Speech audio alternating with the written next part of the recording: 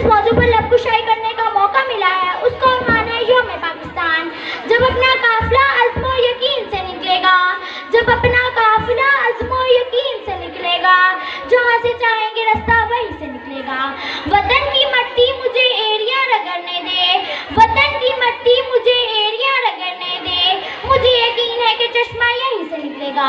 जनाब सच, आज के दिन हमें 83 साल पहले इस अजीम शान दिन की याद दिलाता है जब हमारे कौमी रहनुमा कायद आज़म मोहम्मद अली जिन्ना ने डॉक्टर अल्लामा मोहम्मद इकबाल के ख्वाब को अमली जामा पहनाने की बुनियाद रखी। किसी भी आज़ाद और जिंदा कौम पे तारीखी पस मंजर का जायजा लें तो कोई लम्हा ये जज्बा ऐसा होता है जो उनके ख्याल को हकीकत का रूप धारण कर मजबूर कर देता है।